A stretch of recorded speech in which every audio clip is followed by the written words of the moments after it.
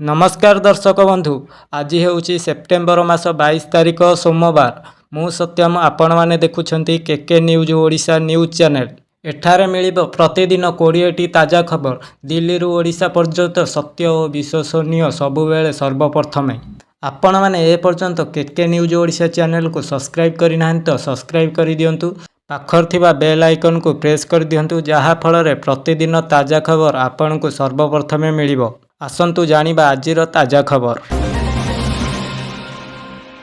केंद्र सरकारଙ୍କ बड़ घोषणा। केंद्र सरकार सेप्टेम्बर 22 तारिख 2025 रु एक नुआ GST goods and service tax संसार कार्यकारी करुछंती, जहा साधारण लोकों पई बड़ आश्वस्ति आनिबो। एही संसार अनुजाई अनेक नित्य व्यवहार्य सामग्री मूल्य ह्रास पाइब एवं केते जिनिस उपरे जीरो जीएसटी लागू हेबो। यह साधारण जनता जीवन धारण खर्च को ह्रास करने सह बजार चाहिदा बढ़ाइबारे सहायक होब। आसंतु जानिबा जीरो जीएसटी तालिकार केउ केउ सामग्री आसुची। एही नुआ नियम अनुजाई क्षीर, दही, पनीर, शैम्पू, साबुन भली दैनंदिन व्यवहार जिनिस सह एसी, फ्रिज, बाइक भली बड़ सामग्री उपरे मध्य जीरो जीएसटी लागू हेबो। यह साधारण परिवार बजेट को हालुका करने सह ग्राहकंकर किणा बिका क्षमता को बढ़ाइबो। यह व्यतीत 33टी जीवन रक्षाकारी औषध, स्वास्थ्य बीमा एवं ऑक्सीजन भली चिकित्सा सामग्री उपरे मध्य जीएसटी मुक्त करा जाइछि। नुआ जीएसटी स्लैब 12% और 18% रे परिवर्तन।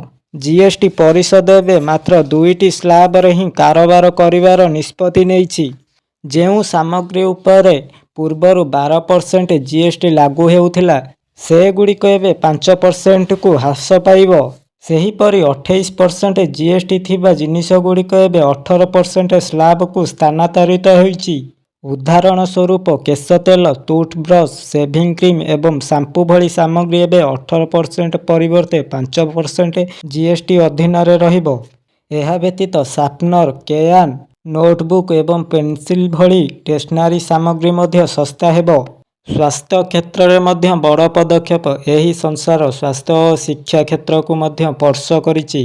33टी औषध एवं स्वास्थ्य बीमा उपरे मध्य जीरो जीएसटी लागू हेबो, जहा द्वारा चिकित्सा खर्च मध्य ह्रास पाइब। यह साधारण लोकों पई स्वास्थ्य सेवा अधिक सुलभ करिदबो।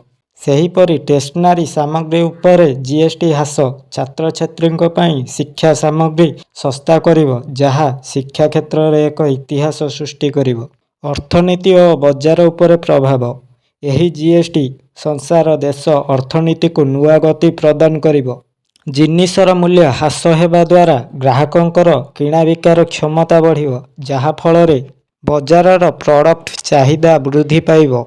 यह व्यवसायी और उद्योगपति मानक पई मध्य लाभदायक हेबो, कारण अधिक ग्राहक बजार को आसिबे। यह व्यतीत जीवन रक्षाकारी औषध और स्वास्थ्य सेवा सामग्री उपरे जीएसटी जीरो होइथिबा कारणरू देश स्वास्थ्य व्यवस्था को मजबूत करिवो।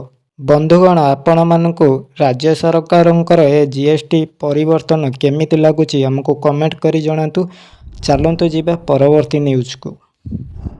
आगु को आसुची बड़ लघुचाप बातिल होई पारे प्रधानमंत्री को ओडिशा गस्त। पाग खराब जोगु बातिल होई पारे प्रधानमंत्री को ओडिशा गस्त। आसंता 27 तारिख राज्यर विभिन्न स्थान रे प्रबलरु प्रबल वर्षा होबार संभावना रहिछि। पछकु पछ लघुचाप थिबारु कार्यक्रम बातिल हेबार सूचना मिलिछि। 27 तारिख ब्रह्मपुर आसी थांते प्रधानमंत्री। एने गतकाली पुलिस डीजीपी प्रस्तुतिर समीक्षा करिथिले।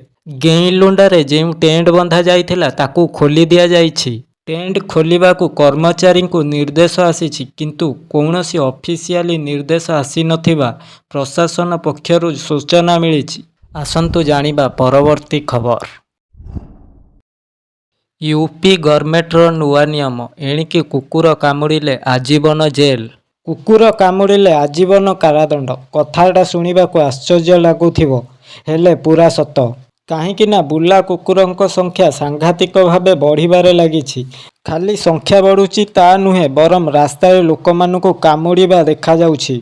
सेथिपई जदि गोटिए कुकुर 2 जण लोकंकु कामुड़े ताहाले से कुकुरटीକୁ आजीवन कारादंड दियाजिବ ବୋଲି योगी सरकार घोषणा କରିଛନ୍ତି, ଯାହାକୁ ନେଇ ଏବେ ପୂରା ଦେଶରେ ଚର୍ଚ୍ଚା ହେବାରେ ଲାଗିଛି। योगी ସରକାରଙ୍କ କଡ଼ା ନିୟମ ପାଇଁ ବୁଲା କୁକୁରଙ୍କର ବୁଲିବା ମୁସ୍କିଲ ହୋଇଯାଇଛି।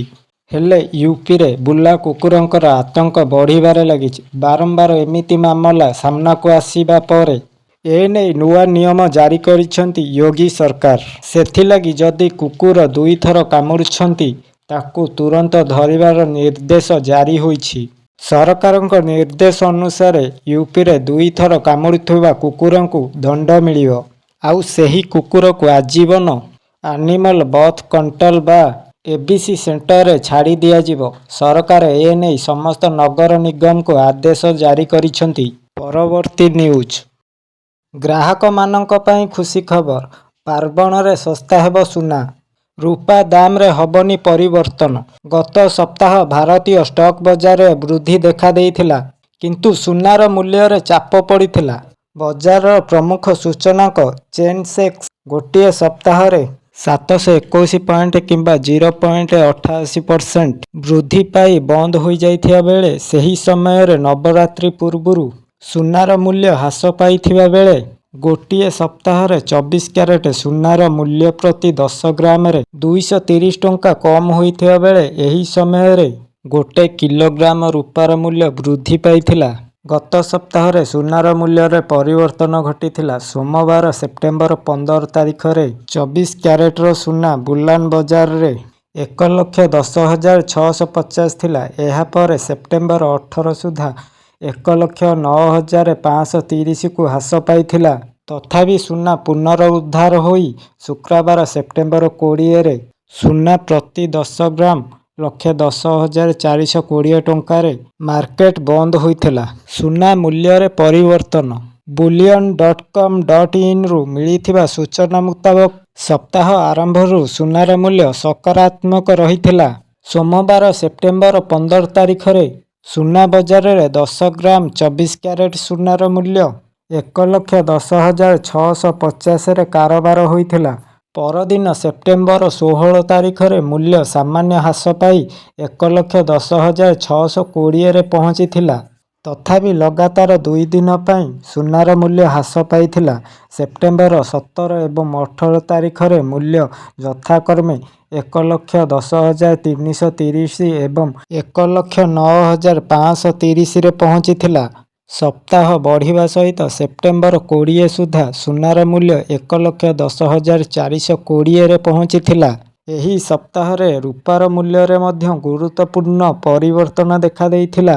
ସେପ୍ଟେମ୍ବର 15 ତାରିଖରେ 1 କିଲୋ ରୂପାର ମୂଲ୍ୟ 1,29,350 ଥିଲା, ଯାହା ସେପ୍ଟେମ୍ବର 17 ସୁଦ୍ଧା 1,26,730କୁ ହ୍ରାସ ପାଇଥିଲା।